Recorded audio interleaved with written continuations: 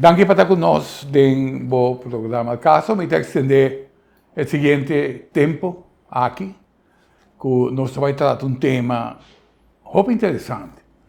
E me tem invitado, se você tem família que está sofrendo de quebranto de saúde, de qualquer tipo,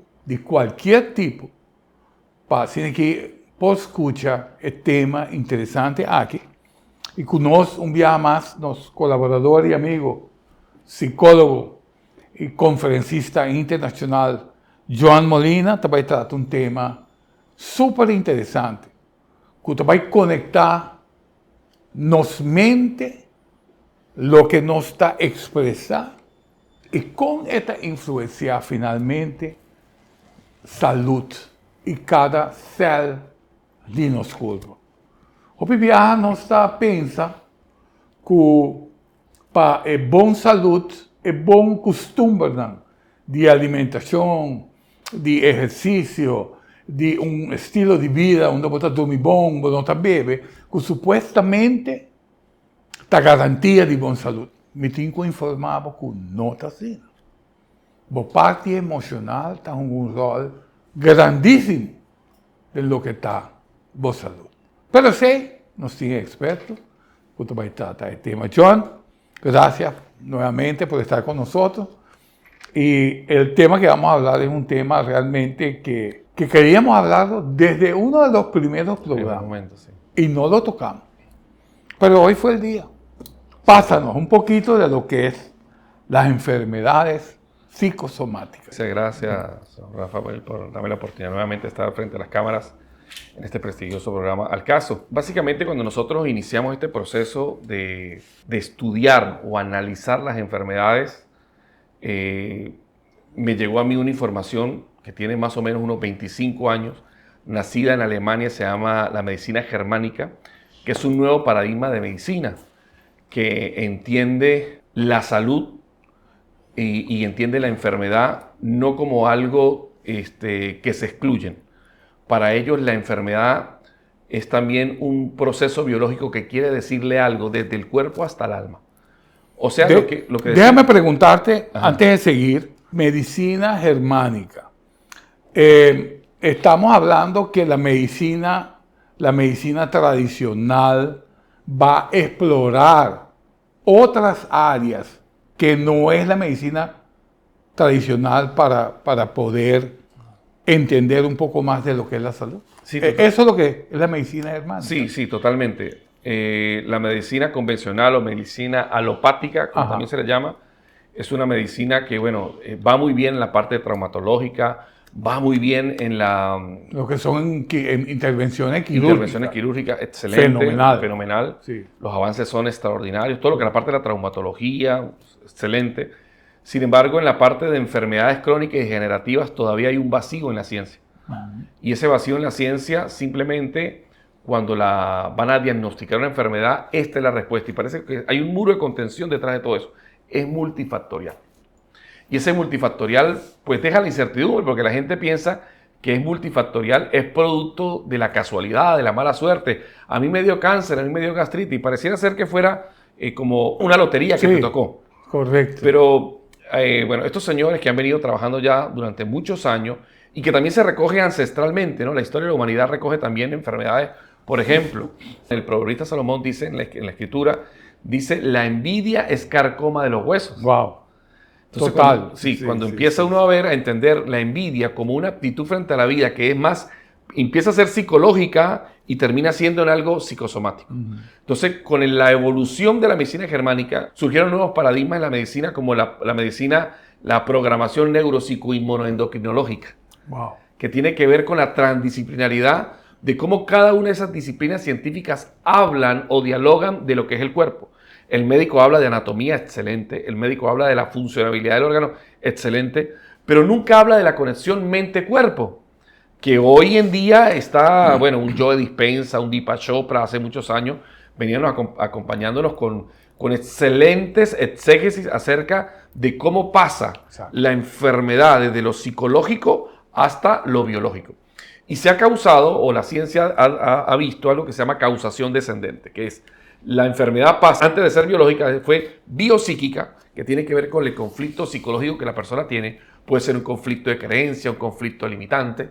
Ese conflicto luego pasa a ser un conflicto biofísico. Cuando yo tengo un conflicto y me estreso, mi ritmo cardíaco se acelera, ¿sí? El cuerpo se constriñe, las arterias se constriñen cuando yo tengo miedo. O sea, hay un cambio biofísico, ¿sí? Por supuesto que esa respuesta biopsíquica, mi interpretación de la realidad, biofísica, genera bioquímicos en el cuerpo. Y hoy tal vez el mayor avance que hay en la neurociencia, el entender que detrás de las enfermedades había mucha presencia de cortisol. Que el cortisol tiene que ver, no es dañino, como siempre hemos dicho. El cortisol es el neurotransmisor de la sobrevivencia. Me pone en modo activo igual que la adrenalina. Entonces, cuando estoy en estado activo no puedo descansar, no se produce la melatonina en el cuerpo, no se produce colágeno, la vitamina E y la vitamina D no se fijan en el cuerpo, por lo tanto no se puede renovar las células, no puedo dormir y empiezo a enfermar. Entonces, finalmente, biopsíquica, biofísica, bioquímica pasa a lo biológico. Y cuando la persona va al médico, el médico revisa el síntoma, pero no revisa la causante del síntoma. Y entonces, él, desde lo biológico, te manda pastillas, te manda o una cirugía, dependiendo si hay una tumoración, pero nunca realmente atacó el problema, la raíz del problema, solamente el síntoma. Y es verdad, dio resultado porque había un desequilibrio químico y un desequilibrio físico. ¿Ya? Que eso es lo que las medicinas alternativas han hecho, con la acupuntura, con la masoterapia, con la musicoterapia, pero cabe destacar, y no porque yo sea psicólogo, entonces quiero hacer ver que mi disciplina científica es la más importante. No, cada una tiene su parte en el combo de la vida, pero la musicoterapia, la reflexología, la acupuntura van al síntoma, o en todo caso nivelan los nodos de energía en el cuerpo, pero nunca van a la raíz del problema. Porque la raíz del problema tiene que ver con una forma de interpretar la realidad.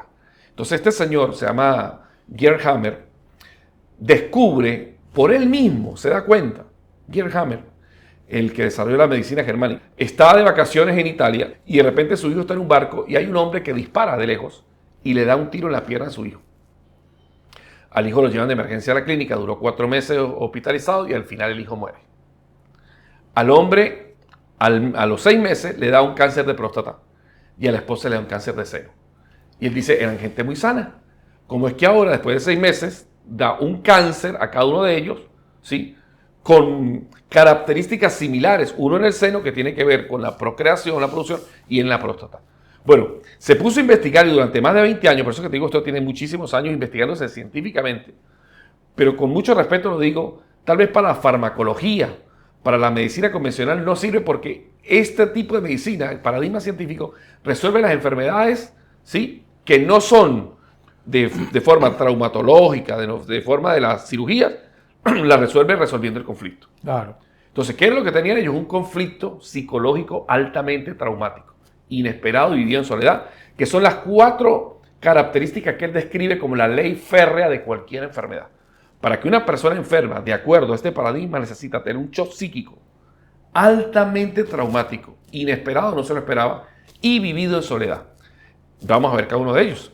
Shock psíquico, todo el mundo tiene un conflicto. Incluso la Biblia dice, en el mundo tendréis aflicción. O sea, nadie va a escapar de un conflicto psicológico. Esa gente dice, venga, yo le voy a hacer un ramazo para que nunca más tenga conflicto. Eso es mentira. Todo el mundo tiene conflicto.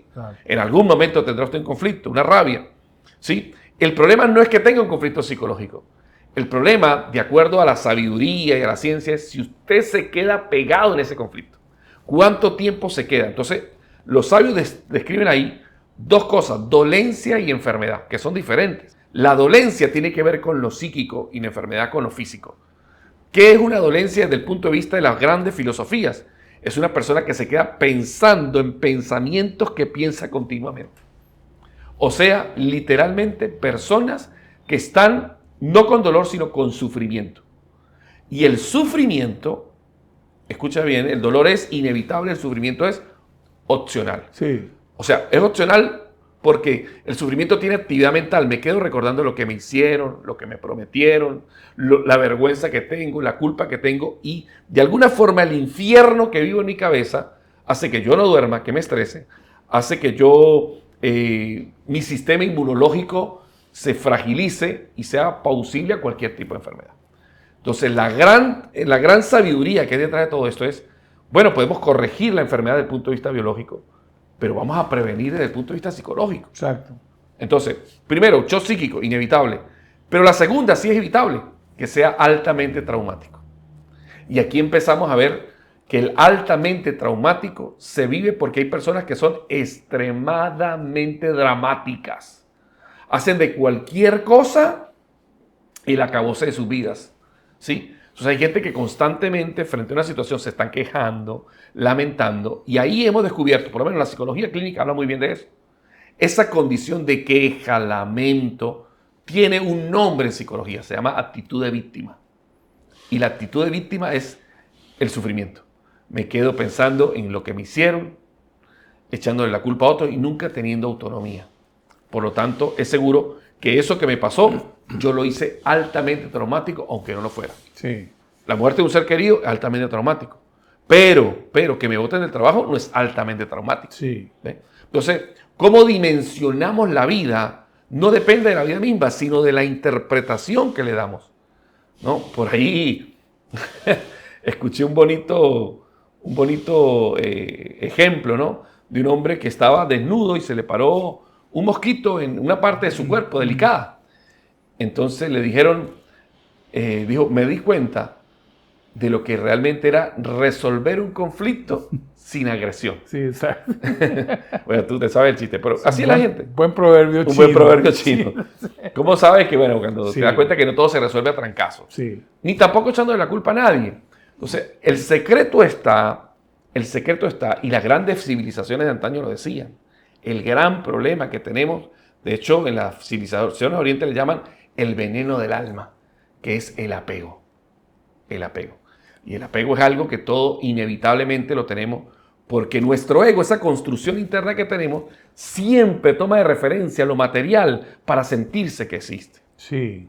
Y ahí es donde la gente sufre, porque todas las cosas que están dadas en la vida no están dadas a perpetuidad. Que por cierto, es una forma de vivir estoica, el vivir apartado de lo que es el apego a las cosas. Sí, o vivir con moderación de Con placeres, moderación, del placer, sí. Entonces, Moderación. el apego es el veneno del alma. Sí. ¿Por qué? Porque cuando siento que algo, me van a quitar algo que es mío, que me pertenece, ya sufro.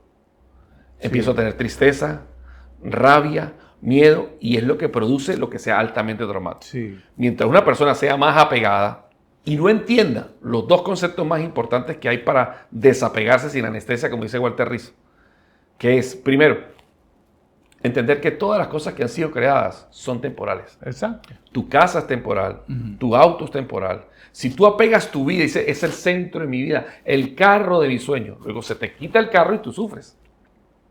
Entonces hay que tener una mirada correcta a las cosas que nos han sido dadas. Primero, todas las cosas son temporales. Segundo, no puedo poseerlas por completo, ¿sí? No forman parte de mi existencia. Entonces, cuando yo tengo en cuenta esto, entiendo lo que la Biblia decía. No somos dueños de nada, solamente somos administradores Exacto. de las multiformes gracias de Dios. Entonces, cuando tengo conciencia de administrador, sufro menos. Mis hijos no son mis hijos, aunque yo los engendré.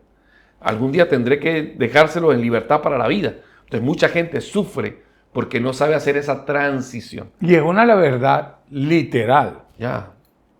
Es una verdad literal. Tus hijos son otras personas que escogieron nacer a través de ti. Sí. Pero yo te escucho hablar y para ponerlo de una manera más fácil para que entendamos todo,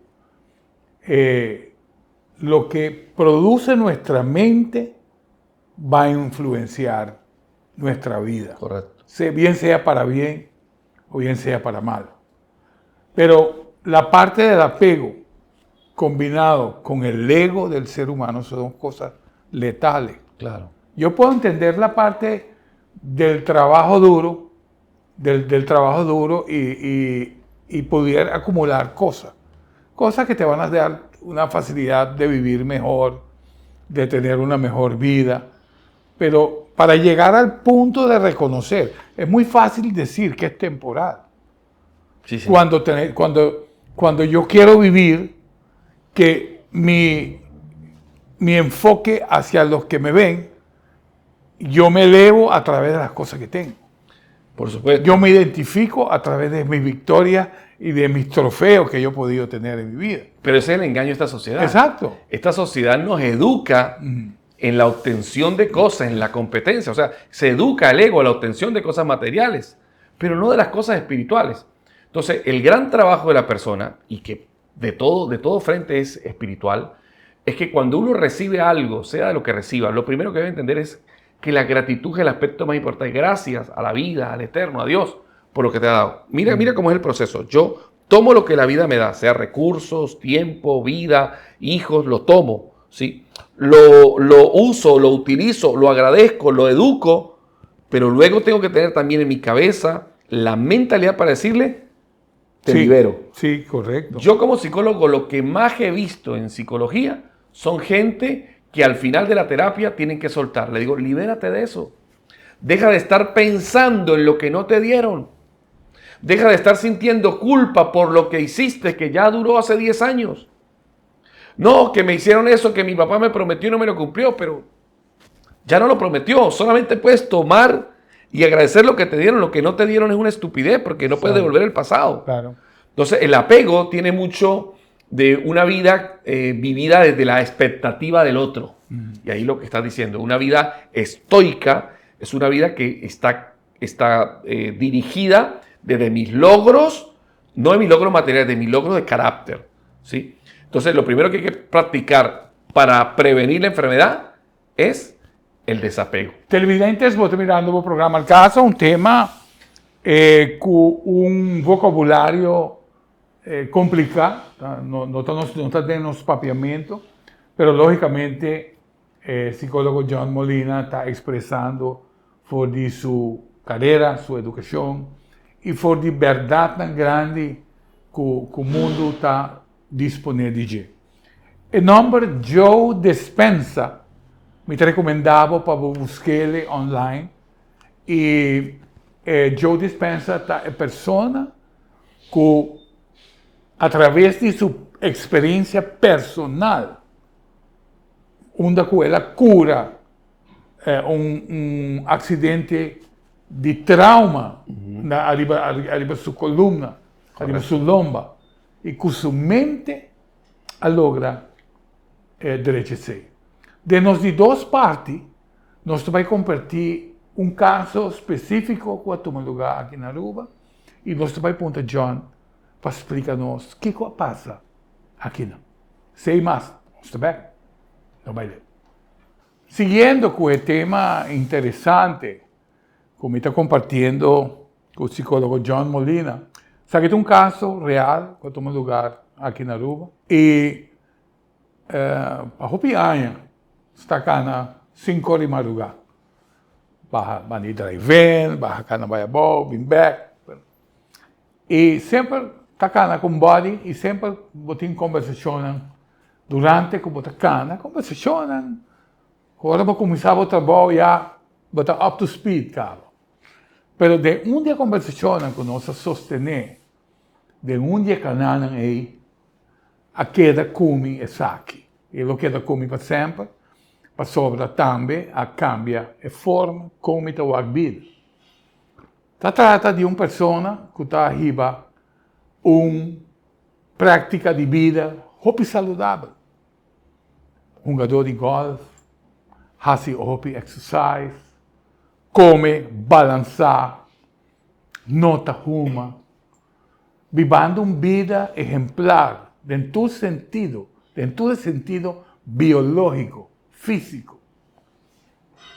Pero, de conversação, segundo nós estamos, pensamos, quanto é possível que a pessoa que arranha câncer de pâncreas? Ou seja, não que men que o câncer de pâncreas está pode ocasionar para o que me vai visa. Pero, de caso aqui, a pessoa aqui arranha a maleza para a seguinte condição, como eu vai explicar. De encanamento, pero Rafael, comportar se o homem vive uma vida sem saudável, com bem. Nós temos problema com nossa água de web está mal, o que está passando? Ela falecer, a pessoa falecer. E mas bem compreender que den aviso mortuorio, aviso de su muerto, parte de família não estava tentando reconhecer. Parte do humano não estava mencionar de aviso mortuário. O que você quer mesmo? Obviamente, tem um problema grande da família aqui. Um problema que a desembocar com, na final, promete que a pessoa falecer, ela dá uma instrução bom clara, me não quer para não estar na minha enterro, me não quer para não estar em Corão, me não quer para não estar mês. Então, nosso ponto é John Molina. Aqui nós estamos falando de uma doença netamente psicossomático. Por isso vai lá a John. Mês, explícanos. Vamos a enfocar el caso desde la parte preventiva y lo correctivo, ¿no? Cuando uno aborda un caso, por lo menos clínicamente, en el proceso de la anamnesis, de la historia clínica uno que le hace al paciente, yo le pregunto qué enfermedad tiene.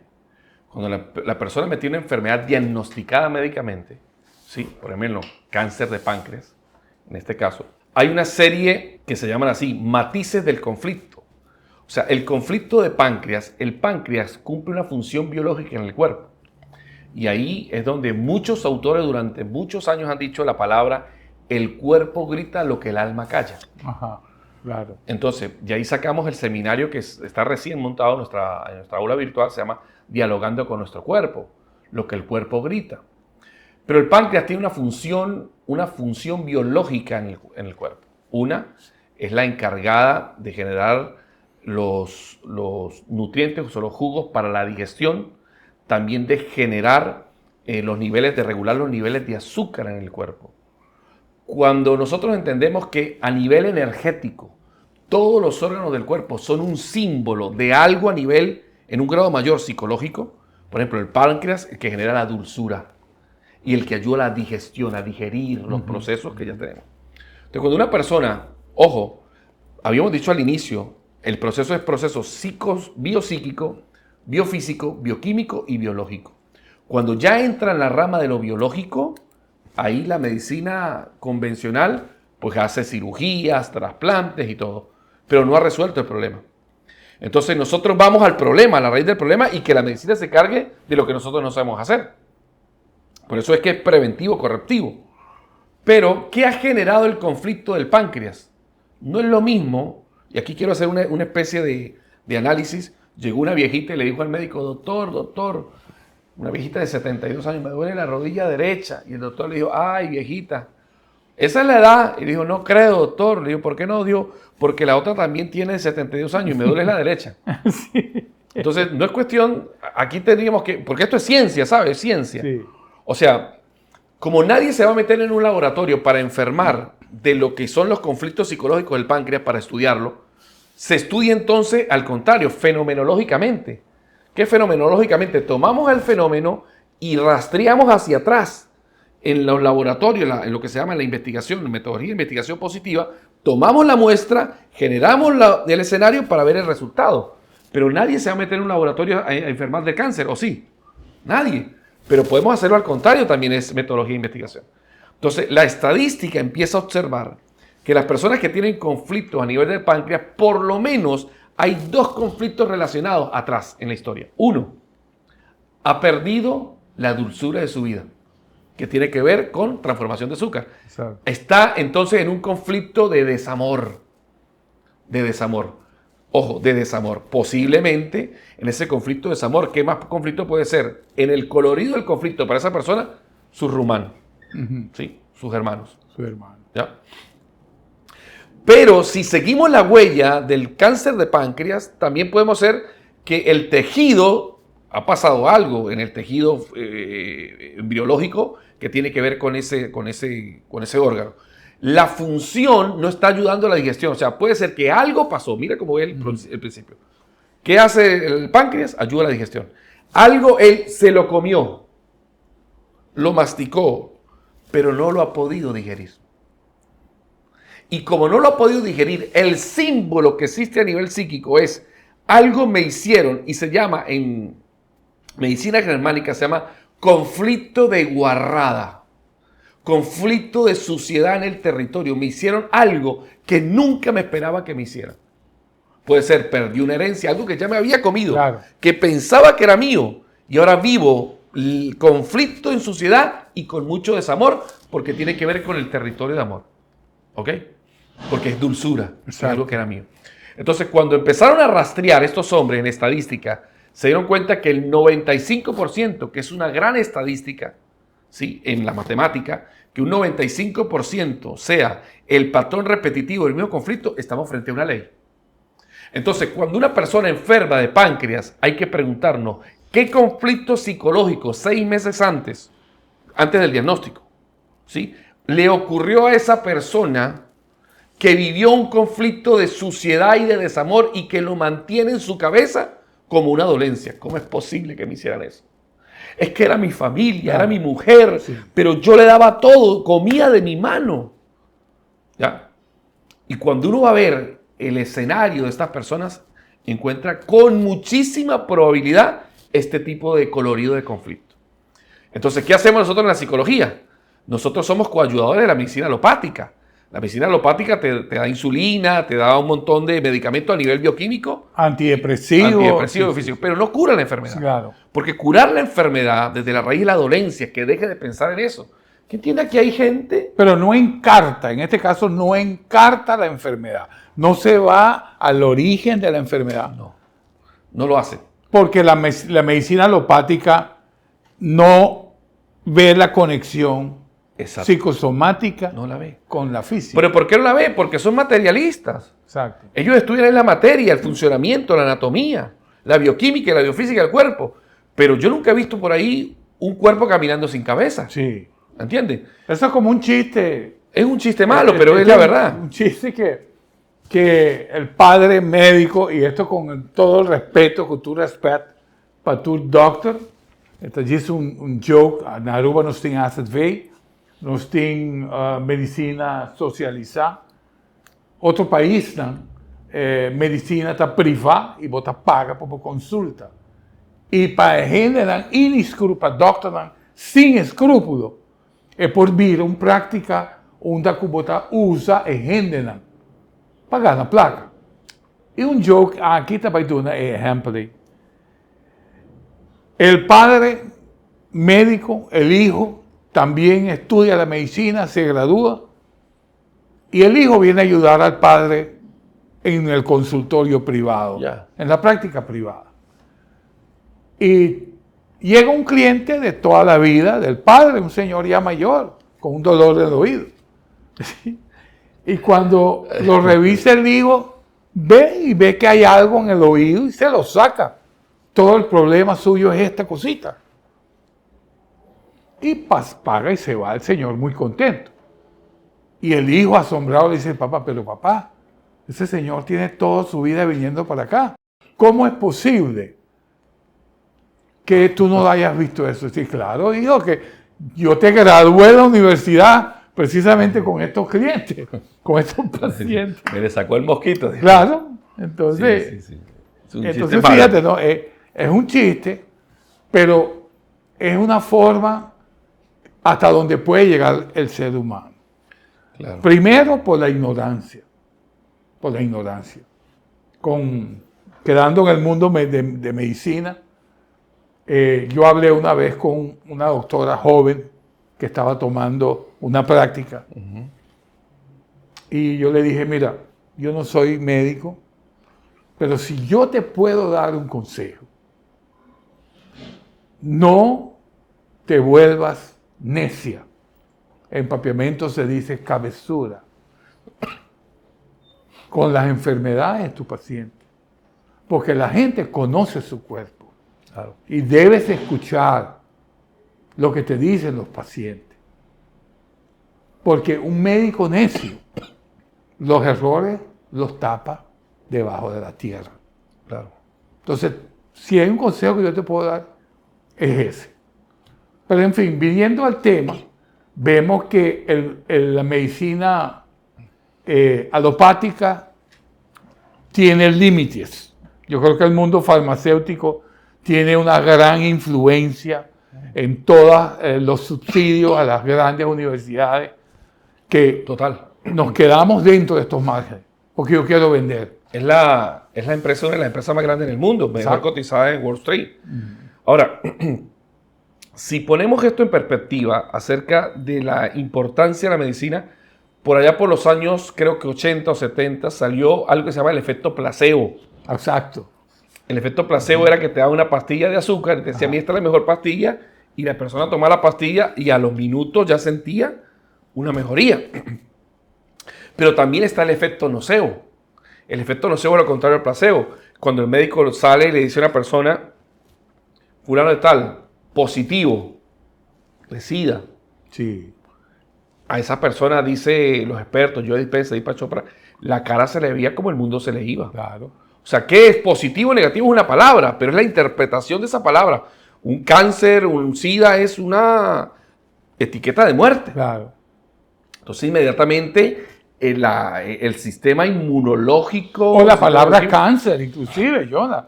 Una etiqueta de cáncer. muerte, una etiqueta de muerte, claro. Sí. Te da miedo Sí. y te genera un shock psíquico. No te lo esperaba, es traumático.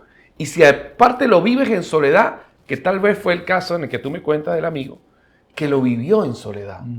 Todo por fuera se veía como perfecto. Sí. No ha pasado nada. No ha pasado nada, pero por dentro llevaba un calvario. Y que al final se dio cuenta de la cosa. Al final se dio cuenta que había una contrariedad en esa coherencia tan especial, porque para nadie es un secreto que la gente pues no es perfecta, no hay gente perfecta. Claro. Si es perfecta es extraña, porque esa perfección en este mundo es difícil encontrarla, Claro. pero sí puede haber gente que maneja los conflictos. Y creo que ahí podemos explicar un poco esa enfermedad. Y otras enfermedades como la fibromialgia, Ajá. que vamos a explicar ahorita, otras enfermedades. Televidentes, seguido do programa Al Caso, e nos por escucha el psicólogo John Molina, él nota un doctor, pero sí trata lo que está influencia emocional de nos culpa. Ejemplo como Aduna, él expliqué de una manera espléndida, con desamor, of falta, onde que já vos não te estima mais. Onde que vos culpa, a guardo contaminar, que o amor que vos por timpe outra, tem uma barreira, que não te permite esse ir um lugar mais. E se nossa criação de luz e amor, o efeito de corta algo assim importante, maneira amor, finalmente também riba nós também de escuridão. Nós também se escuta mais com enfermidade psicossomática está influenciar nos vida e fibromialgia, exemplo que John Aduna, nós também tratamos da última parte. Senta, queda conosco. Nós seguimos pues com o tema interessante de lo que está enfermidade psicossomática. Nós queremos viajar com o dolor que nós temos, tá consequência. Nós uma caixa de palo, uma caixa de mata, tempo muito muito, então o dolor e tem. Quizás isso que justifique assim. Mas agora onde é mais leu, nossa vida, costam com nossa vida, trauma não com nossa meceda passa de, e maneira John explica agora. Condicionam que nós passa de, que rende na zona de nós, que é a única maneira para nós seguir adiante, é todo de perdonar. Perdonar de coração. Passou, roupa e rende está querendo, que dor de perdonar, você está donando algo divo, precioso, e você está donando a gente que não merece. Não, me nota do perdão. Pero você vai perdão por uma óptica revés. No momento que você perdonar de coração, você saca o câncer malo e fora do sistema. Saquei. Antolaga para den limpi, para atrove, por sinti, que cosa si estimación real atrove. Te espera con lo que me te compartir que nada quiero con él, pasó esta determinante para un buen salud, para vivir bom, para poder estimar otro, ¿no? Realmente, no de palabra, no de boca para afuera, pero con un corazón limpio. John, lo que yo estoy compartiendo tiene algo que ver con... Yo siento, yo lo quise compartir, pero tú eres el psicólogo, cuéntanos, ¿hay lugar a eso? Sí, mira, la Organización Mundial de la Salud para el 2018 en su estadística salió que aproximadamente 20 millones de personas mueren entre estas tres enfermedades: accidentes cerebrovasculares, cardiovasculares y cáncer en sus diferentes denominaciones, de seno, próstata. Y detrás de todo eso, el 95% de las enfermedades tiene un origen emocional.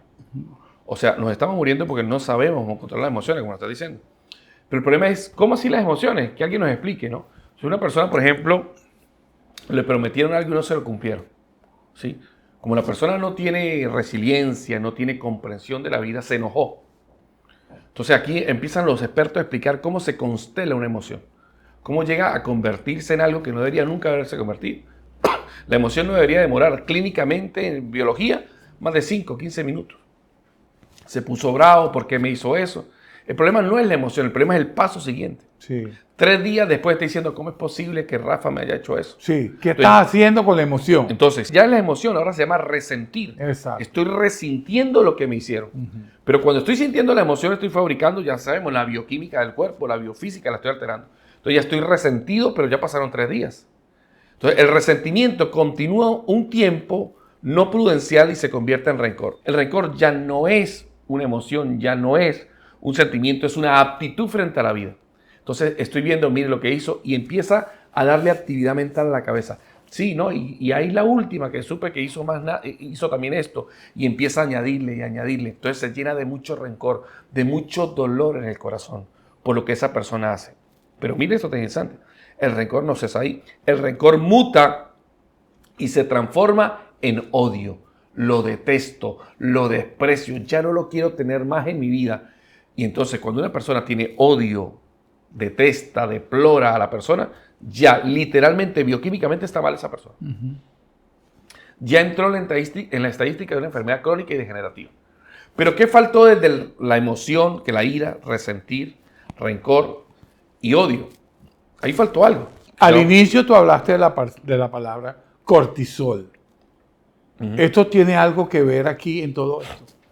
En el momento en que yo experimento una emoción que sube el límite de la sobrevivencia, por ejemplo la rabia, el enojo, pero pues, ¿cómo es posible? Genero cortisol. En el momento en el que yo estoy triste, no genero cortisol, ¿no? Porque no me pongo la sobrevivencia, pero dejo de generar otras sustancias también para el cuerpo. Entonces me quedo mucho en una emoción, pensando en lo que me hicieron. Entonces cuando me quedo tiempo ahí y me lleno de odio, finalmente termino teniendo amargura. Y la amargura me lleva a la venganza. Algún día me las paga. La amargura es el paso final después del odio.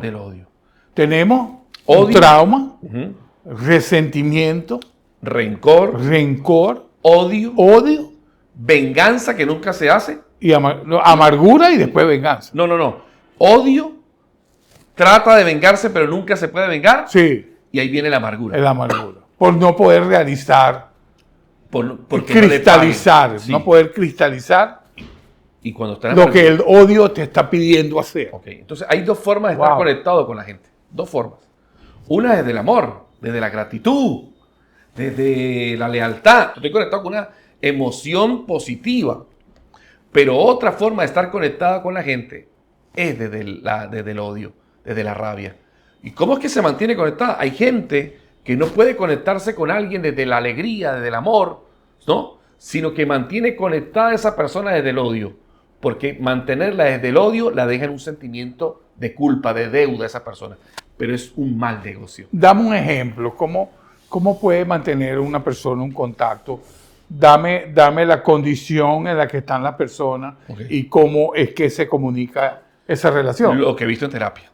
El hombre le fue infiel a la mujer, Ok. ¿no? Y la mujer nunca lo perdona, ¿no? Ya no está con él, pero se la vi hablando con él, es un no sé qué desgraciado, Sí. mire lo que hizo. Ya no está con él desde el amor, pero ahora lo mantiene ¿cómo? Desde la culpa, desde el veneno, se mantiene en contacto con él, pero no desde lo nutritivo. ¿Ve? Y no lo puede soltar, porque si lo suelta, ¿cómo? No lo puede dejar en deuda, porque todo lo malo que le hizo tiene que pagárselo. Entonces, ahora, esta es la pregunta. ¿Se mantiene en contacto con él a pesar de que no se habla? Por supuesto. Ok. Porque Esa pareja, es la pregunta. escucha, pareja, Ajá. desde el punto de vista filosófico y psicológico, pareja es todo aquello que ocupe tiempo, espacio y afecto. ¿Sí? Si una pareja ocupa conmigo la misma casa, en la noche comemos, nos damos cariño, esa es mi pareja. Pero si en la noche la persona no está en mi casa, no ocupa el espacio ni el tiempo, pero sí actividad mental, de energía, de rabia, tristeza, es mi pareja. Claro. Porque ocupa tiempo, Ajá. tiempo físico, Exacto, sí. espacio mental y afección mental. Ok. En este caso, la mujer está resentida, produciendo odio o produciendo rencor que después produce odio que puede llegar a ser una venganza que ha sucedido muchas veces. También. ¿Y qué siente el hombre? El hombre está afectado físicamente, el hombre está afectado emocionalmente. Hay aquí, y aquí te estoy hablando de la energía cuántica, porque la rabia que emite, el resentimiento que emite esta persona, manda energía cuántica hacia la persona. Sí, sí. ¿Cómo lo podemos ver así? Sí, sí, es posible que le afecte siempre y cuando la persona esté en un nivel superior. Si la persona, la que se fue, está en el plano de agradecimiento, te agradece. Mira, en física es las ondas que tienen mayor frecuencia solapan a las que tienen menor frecuencia. Ok. Por eso que usted ve que a veces va en el carro y usted escucha una emisora y escucha otra. Pero escucha más la que tiene mayor frecuencia. Claro, claro. Entonces, si una persona está en un nivel de mayor frecuencia, si tú me hagas lo que me hagas, no puede estar. Exacto. Entonces, eso es desde el mundo espiritual lo que dice la Escritura. Dice, 1000 caerán a tu diestra y 10.000 a tu siniestra, pero a ti la plaga no tocará tu morada. ¿Por Claro. qué? Porque alrededor de ti acampan fuerzas espirituales que te mantienen y te defienden. Ok, yo quiero darte este ejemplo, no quiero dejar este ejemplo porque este es muy importante incorporarlo como energía cuántica. La medicina hace una prueba tratando de entender un poquito qué sucede en el mundo espiritual cuando se está tratando las enfermedades. Partieron los pacientes en dos grupos. A un grupo no se le generó ningún tipo de buenos deseos o en este caso oraciones de curación. Y al otro grupo se encargó un grupo de oración que oraran por estos pacientes. Sí. Estos pacientes se unían, hacían una oración, lanzaba esa energía cuántica que hacía la diferencia. Que finalmente la ciencia se da cuenta que los que recibieron oración tuvieron mejores resultados de cura que los otros. Sí, bueno, eso lo escribe, eso está en el libro de la matriz divina de Greg Braden, lo que tú estás diciendo. ¿Conoces? Sí, donde finalmente nuestro campo de interacción, digámoslo desde el punto de vista energético, se llama campo cuántico. De la religión se llama el campo espiritual. Estamos hablando de lo mismo. Lo mismo, ¿sabes? Estamos hablando de mi intención de ayudar a alguien. Pero para que mi intención de ayudar a alguien tiene que ser sincera. ¿Ya? Ahora, esto es un hecho de realidad. Sí. La cuestión está en que la persona que está abajo requiere el permiso y el deseo de curarse, si no, no se va a curar. ¿Entiendes? Entonces, mucha de la gente que se le pudo haber mandado la energía, si no quería curarse, porque tenía culpa, resentimiento. Tampoco le iba a hacer nada. Es más, Jesús entró en algunos lugares y dijo, yo aquí no puedo curar. Y entró y salió. Sí, exacto. El mismo Jesús. Exacto. Es más, el mismo Jesús cuando resucita a la niña Talita Kumi, a la niña que le dice, niña que estás debajo de mi talí, le dijo a la gente, por favor, háganme el favor y se salen todos de la casa y me da solamente el papá y a la mamá. Entonces uno dice, ya va, si Jesús quería ser reconocido como el Hijo de Dios, ¿por qué no deja que la gente lo mire? Porque hay mirones que son de palo. ¿Entiendes? Entonces uno tiene que saber y entender que a veces hay entornos que no son los necesarios para sanar. Entonces tú no puedes sanar donde estás enfermando. Exacto. ¿Entiendes? Por eso una persona que está en un lugar, ambiente tóxico, tiene que irse a ese ambiente para sanarse. Claro. Ahora, volviendo al tema, para que tú le des la cobertura correcta, yo quise traer este ejemplo del bien, porque así como uno agradece y uno comparte amor, sinceridad, agradecimiento, que son buenas energías, que traen también, que saca y limpia el cuerpo, está en este caso la mala energía, si lo podemos llamar así, de lo que es un trauma, que se convierte en un resentimiento, de ahí se vuelve Odio, de odio, rencor, de rencor, amargura. Que finalmente, ¿cómo describes tú a una persona que anda con amargura en su vida? Le faltó perdonar. Todo. Le faltó. Y todo en su vida lo ve mal. Todo. Claro, esa actitud está en amargura. Pero les tengo algo más. Quien vive en amargura no puede enfermar de la uña del pie. Quien vive en amargura, si es femenina, va a enfermar de la vesícula. Porque la vesícula es la que produce la bilis, la amarga, Ajá. que ayuda a la digestión. O sea, no puede procesar algo que le pasaron.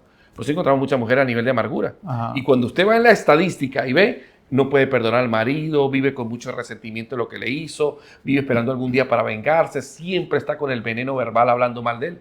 O sea, hay mucha amargura en ese círculo. Sí. ¿Qué le faltó? O liberarse de él, pero por apego, el estatus que dirá la gente, nunca pudo soltarse, pero tampoco perdonó. Pero en el caso tuyo, que eres psicólogo, tú ves pacientes que no está tratando un caso de trauma reciente, sino puede tener casos y casos y casos de trauma donde no ha perdonado, donde ha tenido resentimiento que se convierte en odio y ha tenido casos sobre más casos sobre más casos.